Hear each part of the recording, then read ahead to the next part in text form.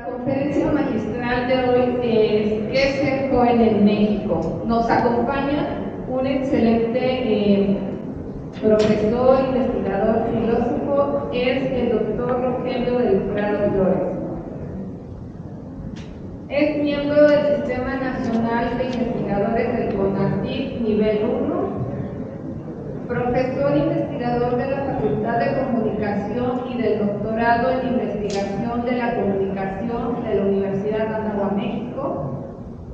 Cuenta con un postdoctorado en Ética de la Comunicación en la Universidad de Sevilla, España, y la Universidad de Anáhuac, México. Es doctor, maestro y licenciado en Filosofía en la UNAM. Recibió la medalla de plata Alfonso Caso en 2004 en la UNAM por ser el graduado más distinguido, reconocimiento otorgado por el Consejo Rectoral de la UNAM. También es autor de los siguientes libros: Ética de la Comunicación, FEDISA 2018, y de Políticas para la Justicia y la Comunicación, INUSA 2016. Coordinador de los libros Ética y los Derechos de las Audiencias 2016 y Ética y Redes Sociales 2014. Es coordinador de Humanizar la Tecnología, editorial FEDISA 2019, de la Teoría a la Práctica, editorial Anáhuac, México. También es el coordinador editorial de Sintaxis, revista científica del Centro de Investigación para la Comunicación Aplicada. Un gusto que alguien como usted nos acompañe en este día para analizar a estas juventudes mexicanas desde la filosofía. Ya se habló de la política, de perspectivas de juventud, de acuerdo a ciertos organismos, pero vamos a ver aquí, analizar qué es ser joven en México, ahorita en este año. Y bueno, la juventud es un concepto filosófico que nos debe de interesar mucho a nosotros como personas jóvenes, porque es quienes somos y hacia dónde vamos y en quienes nos estamos convirtiendo y en quienes nos queremos convertir o nos visualizamos dentro de algunos años, a mediano o largo plazo. Muchísimas gracias. Muchas gracias, Gina. En primer lugar, quiero avisarles que tengo una camarita aquí, es una cámara 360. Me está grabando a mí, pero también los graba a ustedes, entonces quiero pedirles su autorización, su venia.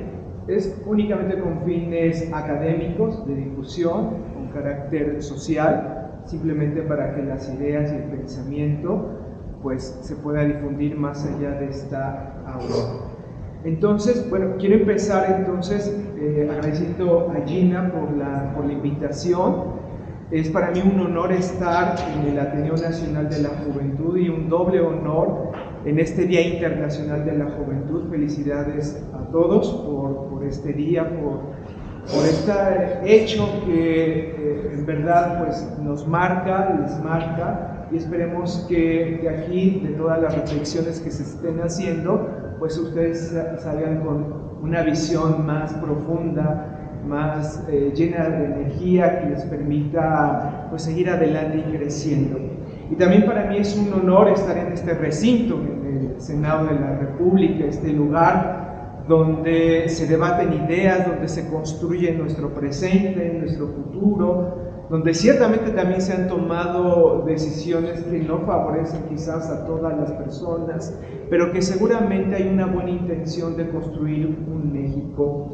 Para mí es un honor entonces también estar aquí en este territorio, en este recinto que es el Senado. Y quiero también agradecer a Noel García, que es el presidente de la Ateneo Nacional de la Juventud, a Gina, ya la mencioné, a Gina Quintero, que es la directora o presidenta del capítulo Ciudad de México, a Itzel Cortés, vicepresidenta de la Ateneo Nacional de la Juventud. Y bueno, mi charla la he titulado La Juventud en México, desafíos en la educación, el trabajo y la felicidad. Y planteo esta pregunta: ¿qué es ser joven en México? Ahora bien, ¿habría una sola categoría para referirse al ser de la juventud? O más bien, ¿no habría que referirse en cambio a diferentes formas de ser joven? Encontramos así una primera dificultad al momento de nombrar qué significa ser joven, porque aunque realice yo distinciones entre grupos de jóvenes, quedaría incompleta nuestra teoría, si ustedes quieren, sociológica de la juventud, porque la persona es una singularidad inabarcable por la teoría. Cada persona joven es infinita en sí misma, no solo en su dignidad, sino también en lo que hay dentro de ella, ese tesoro que esconde en sus entrañas, eso mismo que lo hace habitar el mundo de una forma única, y ahí radica el misterio insondable de ser joven. Con estas dificultades teóricas en las que la singularidad de cada persona no es posible reducirla a una teoría sobre la juventud, aún así con estas dificultades, con estos sesgos insuperables, me arriesgo a pensar en la juventud siendo yo una persona no joven. Para que los sesgos en mi reflexión teórica de la juventud no sean tan grandes y graves, quiero empezar por describir el entorno que a todos nos afecta, a niños, jóvenes y adultos. Y con esto creo que me será más fácil hablar de la educación, el trabajo y la felicidad en el ámbito de la juventud.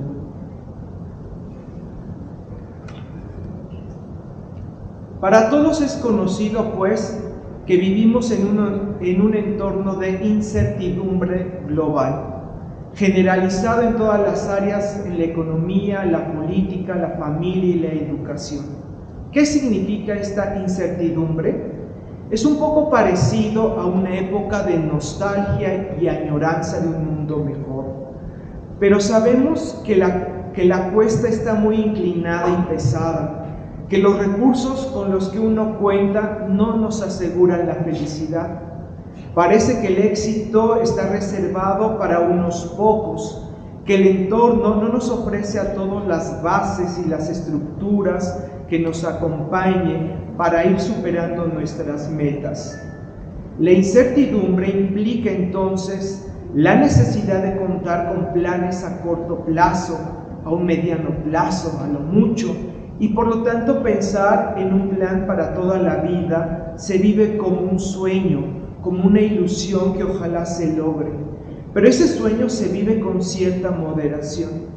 La incertidumbre que vivimos hace que el futuro se viva como un sueño y no como una convicción.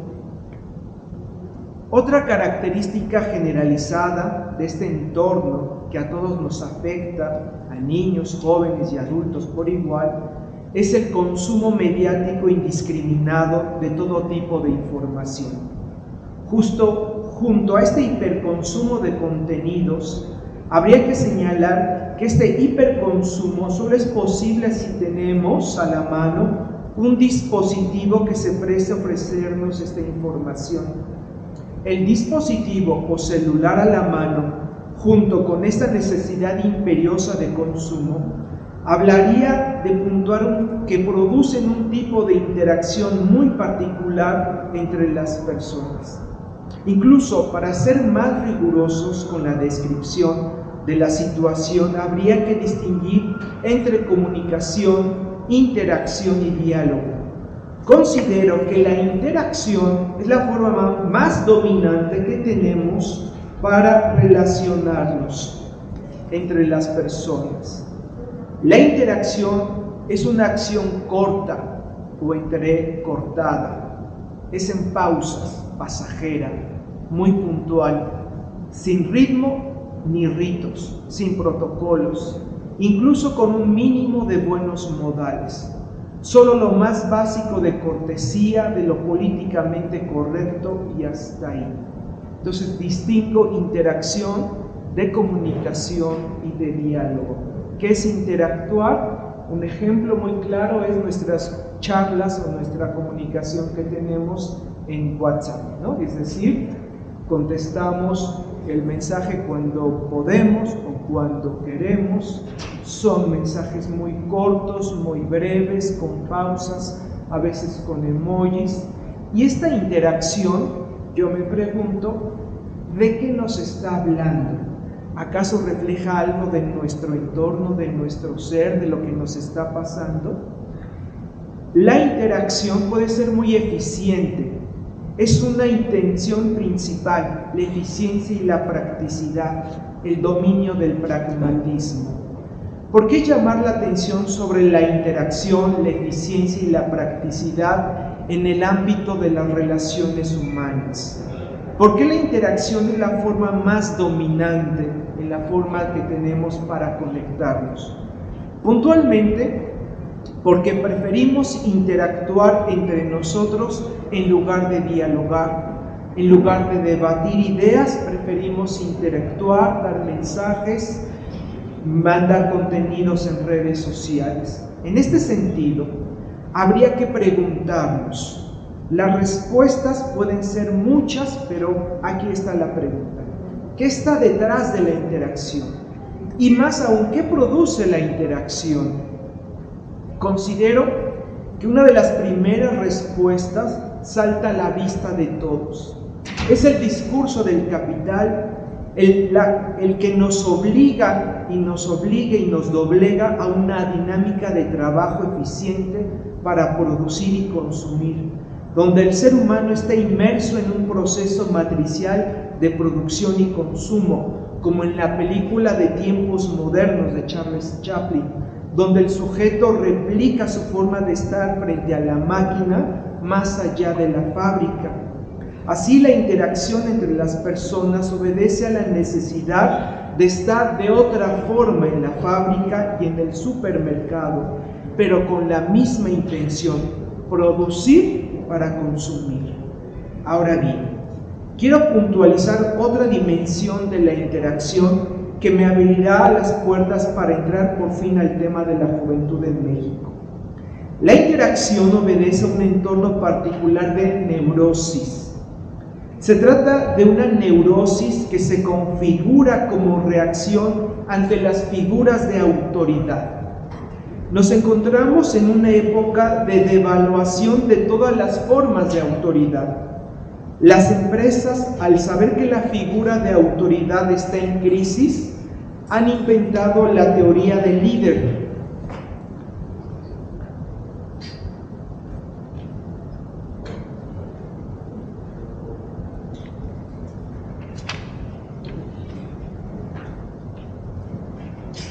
Las empresas, al saber que la figura de autoridad está en crisis, han inventado la teoría del líder para suplir los términos de jefe, capataz, supervisor.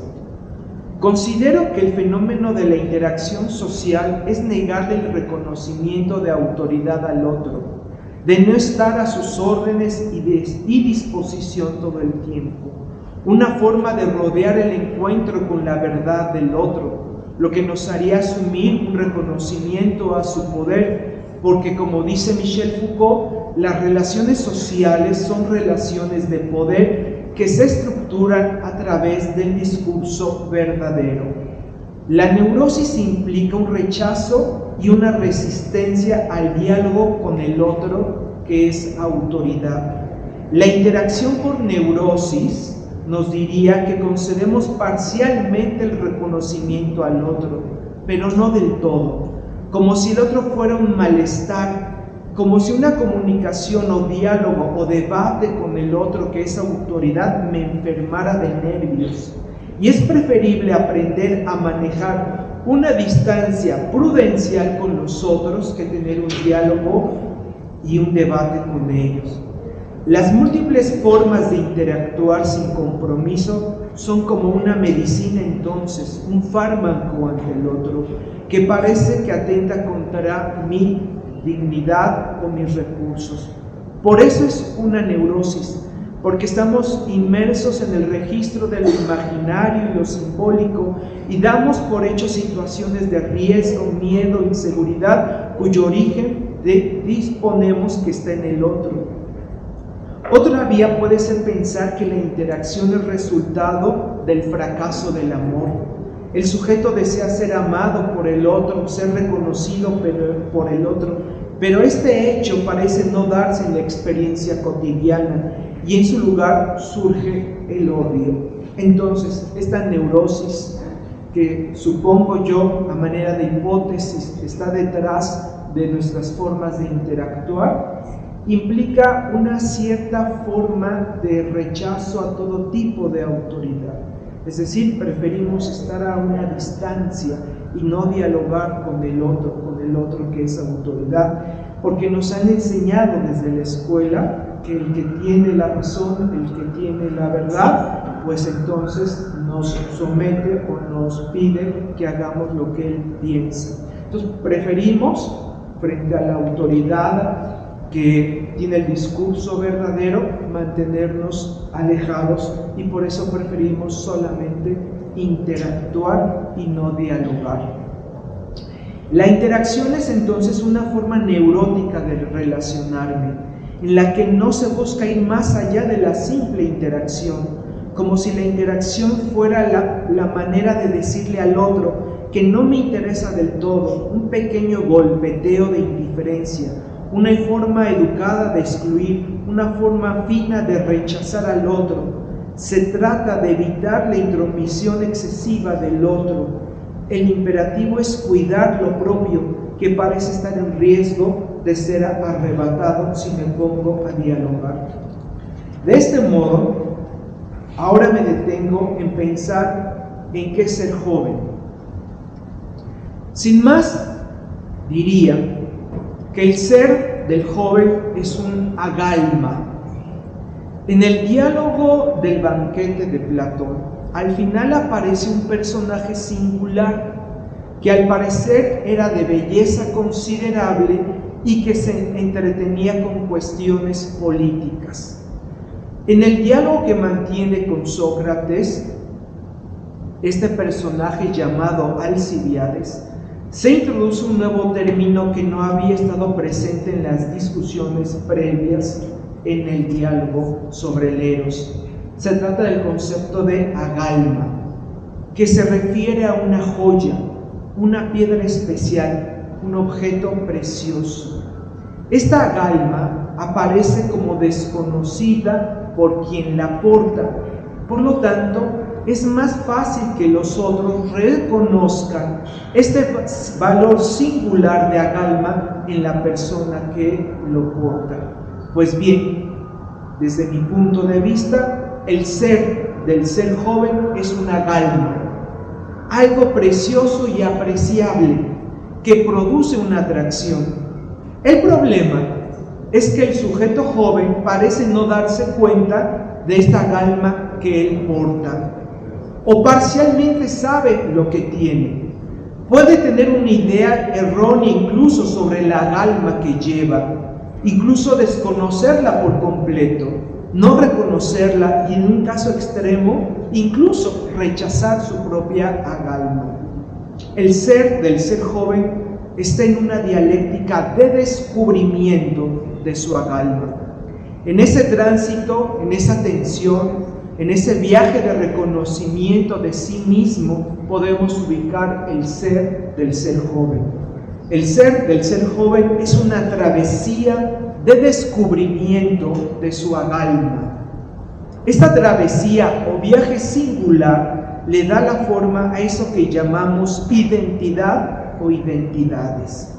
Los diferentes momentos y estaciones, puntos de encuentro y de retorno para alcanzar su agalma, es lo que configura la historia personal de cada ser del ser joven. La identidad que él o ella, de cada subjetividad, de cada persona, ha construido en este viaje se convierte en otra agalma que no existía. Así, el ser del ser joven es una agalma redoblada, multiplicada, una hiperagalma en devenir o en construcción. Agalma, repito, es una joya, un tesoro. Entonces, cada sujeto, cada persona tiene una agalma, pero como la desconoce, empieza a viajar y emprende una travesía. Esta travesía y este viaje se convierte en una historia que a su vez es otra agalma. Cada ser joven tiene una agalma redoblada, duplicada, elevada a la segunda potencia, podríamos decir. Agalma, repito, es una joya, un tesoro. La construcción de esta hiperagalma, es decir, la agalma que cada joven lleva dentro de sí, más el viaje en el descubrimiento de su propia agalma, como hemos visto, pasa por lo que se conoce como educación no formal. Esa educación no formal es la que se adquiere junto con los otros, en el barrio, en la conquista o reconquista de los espacios públicos, en las expresiones artísticas, estéticas y políticas del estar en comunidad. Ahora bien, para terminar, quiero referirme a la felicidad del ser joven. Se trata de la felicidad como satisfacción del momento, de la experiencia de estar junto con el otro, la satisfacción de participar con el otro. No es una felicidad total, completa y absoluta. Esa felicidad total, completa y absoluta no existe, es una utopía. La felicidad del ser joven está en caminar junto con los otros en el descubrimiento de la agalma de cada uno. Es una felicidad eventual, del acontecimiento singular, de haberse acercado a ella, de haber acariciado su propia agalma. Ahora bien, ¿habría una agalma común? ¿Una agalma de todos que se construye junto con los otros? Estas cuestiones ustedes las tienen que responder, los que ahora portan el ser del ser joven. Muchas gracias por su atención.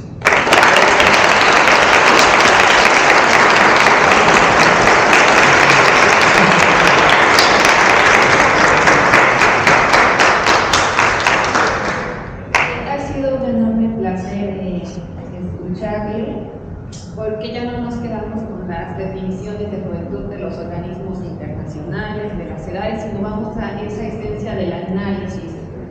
Y eso es lo que significa qué queremos con nuestra existencia, cómo la construimos con los demás, y de que no importa vivir tantos años, sino vivirlos bien, como decían los antiguos griegos. Y abrimos la sesión para 2 preguntas.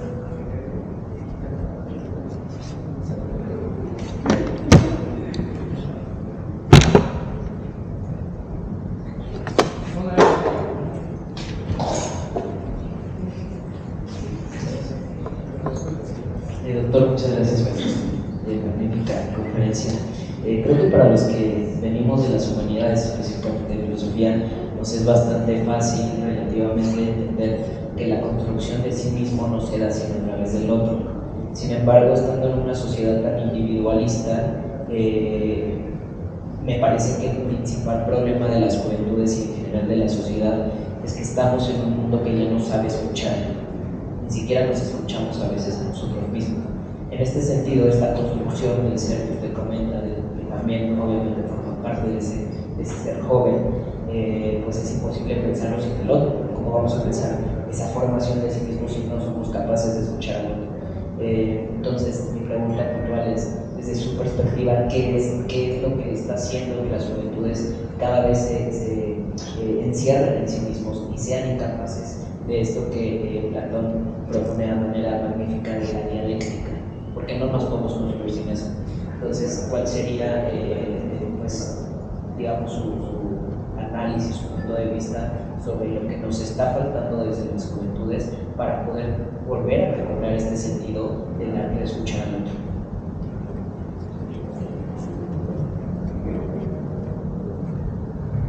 Sí, te concedo toda la razón. ¿Me repites tu nombre? Javier. Javier. Fíjate, Javier, que considero que a veces estudiar filosofía nos pone en una situación un poco de una imaginación exagerada, donde uno piensa que solo los que leemos filosofía y escribimos filosofía comprendemos el mundo tal y como es. A veces uno piensa que los iluminados somos los que estamos leyendo humanidades, filosofía, sociología, teoría, o los que vamos a la escuela, y que todos los demás pues están como a media luz, pues, del discurso de la caverna de Platón. Pero ahora ya de adulto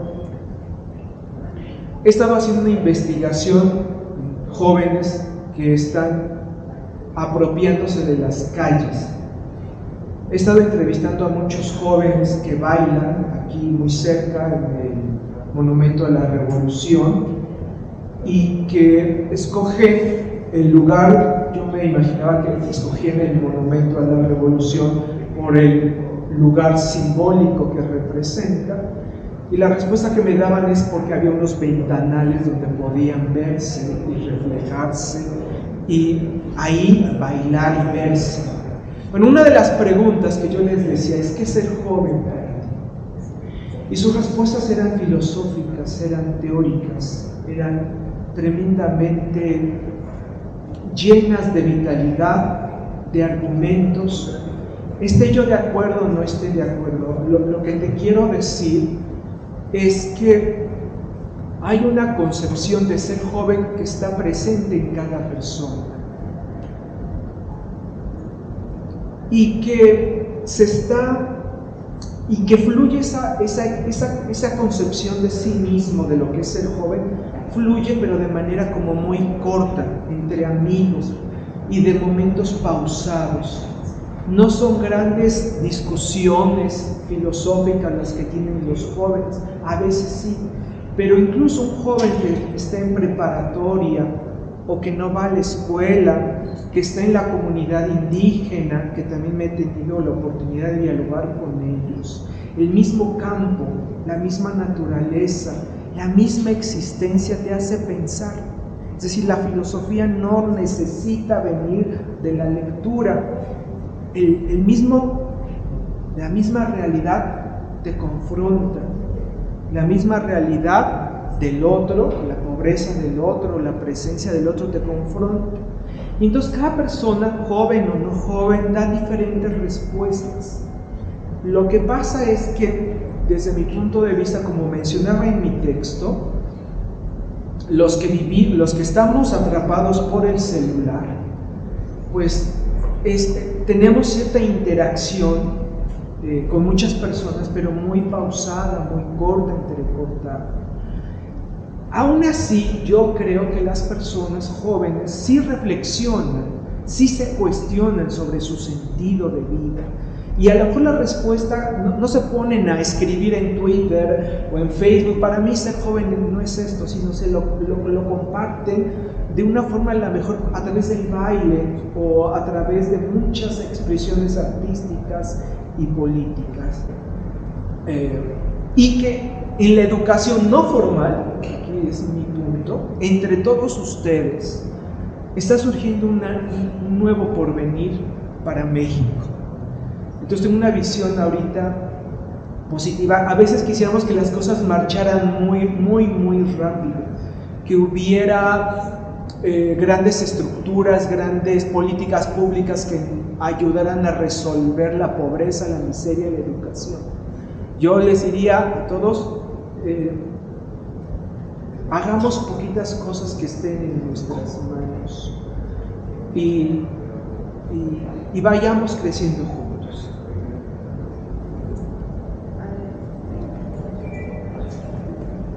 Y aparte de esa, ¿alguien más? Pues ahí,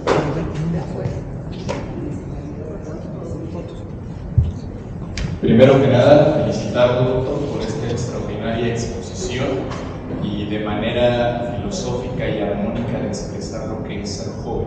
Eso muestra que la juventud no es un término de edad, sino es un estilo de vida, y gracias por seguir siendo joven. Mi pregunta puntual, me atrevía a escribirla. ¿Qué opina usted sobre la tendencia de la creación de términos e ideologías que pretenden inclusión, que diversifican y dividen la esencia humana ante la incapacidad de conocer y entender la fuerza y raíz de los conceptos y significados de las palabras, como los términos universales? ¿Para qué? Para justificar la creación de políticas públicas, acciones sociales, colectivas o incluso individualistas, que solo robustecen la creación de leyes, instituciones y organismos con activismo e incluso presupuesto, pero que no resuelven de raíz las consecuencias de los problemas de la pobreza y desigualdad humana. Esa sería mi pregunta, doctor. Servidor Arturo Guerrero. Gracias, Arturo, por tu pregunta. A ver si no me pierdo en la pregunta, porque es muy amplia y muy compleja, pero tratando de resumirla en mis propias palabras, se trata de por qué la pluralidad de ideologías detrás del concepto de ser joven. Esa por ahí podría ser. Bueno, hace un momento Javier, ¿verdad?, decía la dialéctica, ¿no? Utilizó este término filosófico de la dialéctica. El concepto de dialéctica es muy amplio, desde la antigüedad hasta en Platón, pero ha sido Hegel el que le dio un tono moderno. Pero déjame decirte, Arturo, que a veces una contratesis, una tesis diferente a la mía,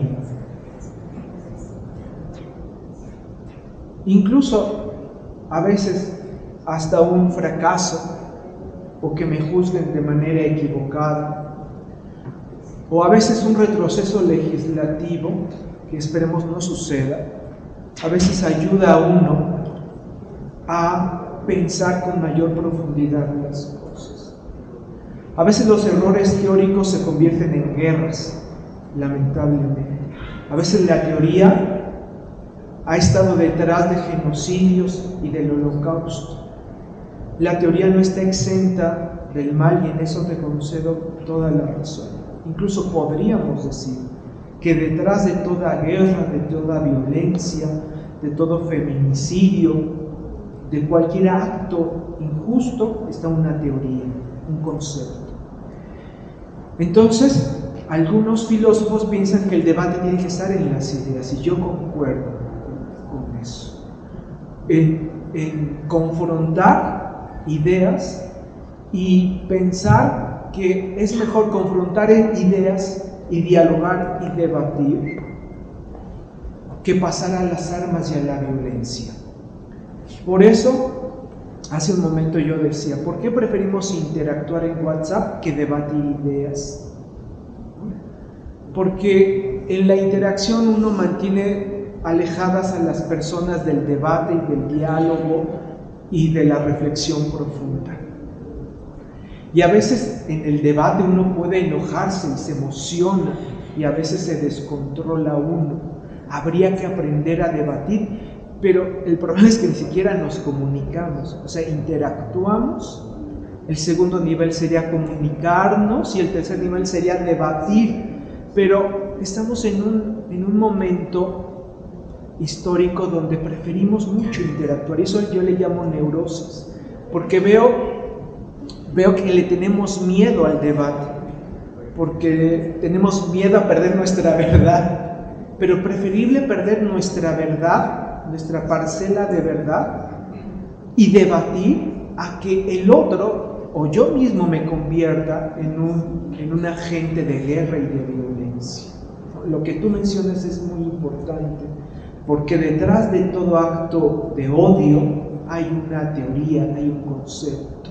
Entonces, en la primera charla utilizaban el concepto de deconstrucción de las ideas. Ese concepto, esta palabra, guárdenla muy bien, porque de eso se trata, de que uno esté revisando sus propios conceptos, sus propias ideas, sus propias teorías, porque a lo mejor yo también, aunque me crea muy revolucionario, muy justo, en pro de la sociedad, a lo mejor mis ideas están discriminando a otro, no lo sé.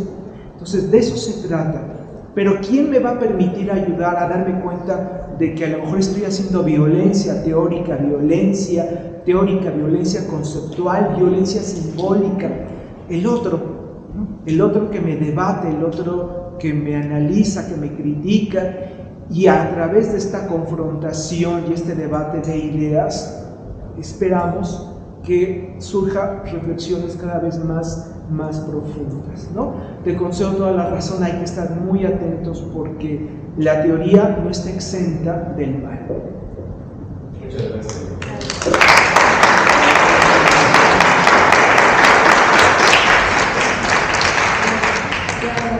La última pregunta por cuestiones de aquí de logística.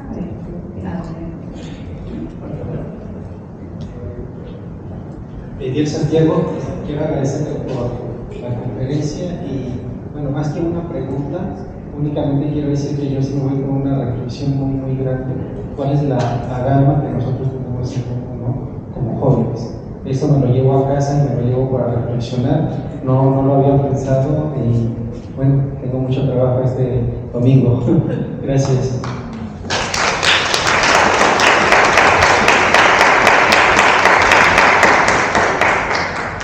Agradecemos sus preguntas. Esperemos que de este Día Internacional de las Juventudes reflexionen sobre su juventud y sobre todo sobre su existencia e incidencia en esta sociedad y en este México que nos necesita a todos para salir adelante, y que nosotros, los jóvenes, generación millennial, generación Z, estamos aquí para ser diferentes y proponer un relevo generacional, no solo de edad, sino de ideas. Muchísimas gracias y agradecemos esta conferencia sin duda magistral al doctor Rogelio del Prado Flores por haber impartido la conferencia ¿Qué es ser joven en México? El día sábado 12 de agosto aquí en una de las máximas tribunas del país, que es el Senado de la República. Muchas gracias.